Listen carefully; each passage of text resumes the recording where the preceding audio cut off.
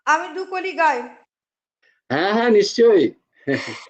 রাধে কিশোরী দয়া করো, বাহ দয়া করো, রাধে দয়া করো, রাধে কিশোরী দয়া করো, বাহ দয়া করো, রাধে দয়া করো, শ্যামা প্यारी দয়া दया करो, दया करो, राधे दया करो, राधे प्यारी दया करो। জয় গুরু রাধে শ্যাম। জয় তুমি গুরু এত রাধে সুন্দর শ্যাম। সুন্দর ভজন গাইলে ওই সুরটা আমার কানেও চলে এলো। মনে হলো আমি একটু তাই গাই। আমি তাই ভাবছিলাম জয় এইমাত্র গুরু রাধে শ্যাম। এটা তুমি কি করলে বলো তো, ওই ঝাল খাওয়ার পরে একটু মিষ্টি আর কি, আমার গলায় ভজন শুনে তোমার এই অপূর্ব সুরেলি স্বর, আহা হা খুব সুন্দর। আমি কি করি, আমার তো মজবুরি, কি করব, তোমাদের সহ্য করতে হবে। দিদির গলা খুব সুন্দর, অপূর্ব, খুব সুন্দর। হ্যাঁ অর্ঘ্য বাবা, তুই কিছু বলবি? এই যে নামের মহিমা বললে না, আমি নিজের জীবনে আমার যখন গুরুদেবের কাছে দীক্ষা হয়েছিল তখন আমার মনে হরিনামের প্রতি সত্যি করে বলছি শ্রদ্ধাও ছিল না, ভক্তিও ছিল না, কোনো ন্যাকই ছিল না। বাহ কিন্তু মামা বারবার করে বলতো যে মন্ত্রটা জপ করবি, অ্যাটলিস্ট 108 বার হলেও করবি। হুম। নিজে তার ভুক্তভোগী যে কিভাবে তার ওই নামের প্রভাবে তারপরে গুরুদেবের কৃপায় যে কি করে যে সৎসঙ্গ পেয়ে গেলাম আশ্রমে, তারপর তো নিট পরীক্ষার পর তো 6 মাস একবারে টানা ওইখানেই পুরো আমাকে ইয়ে করে দিলেন আমার গুরুদেব আর কি, নিজে ভুক্তভোগী আর কি। বাহ বাহ বাহ, জয় গুরু জয় গুরু। খুব ভালো, খুব ভালো, তোমরা খুব নাম নাও। হ্যাঁ, খুব নাম। জয় গুরু রাধেশ্যাম। সবাই ভালো থেকো, সুস্থ থেকো, কালকে আবার দেখা হবে। কালকে কি আমরা 10টায় দেখা হবে তো? কালকে আর 6:30 দেখছি, আমি জানাচ্ছি তোমাদের কালকে এই কখন। সময়টাই বেশি ভালো।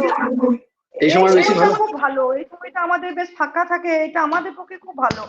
রাত 10টার সময় আমাদের সব খেতে দেওয়া, ঘুমিয়ে পড়া, অনেক রকমের সংসারের কাজ, হ্যাঁ আর হ্যাঁ। তার থেকে এই সময়টাতে খুব ভালো, এই সময়টা আমাদের একদম ফ্রি। আচ্ছা ঠিক আছে, আমি দেখি তাহলে সবার সাথে আলোচনা করে আমরা কারা কারাই আছি। আহ, সংখ্যাগরিষ্ঠদের মত গ্রহণ করা হবে, ডেমোক্রেসি না। না দেখছি দিদি ঠিকই বলেছো, এই সময়টা অনেকেই বলছিল বটে। দেখা যাক। হুম, বেশ, সবাই ভালো থেকো, সুস্থ থেকো। জয় গুরু রাধেশ।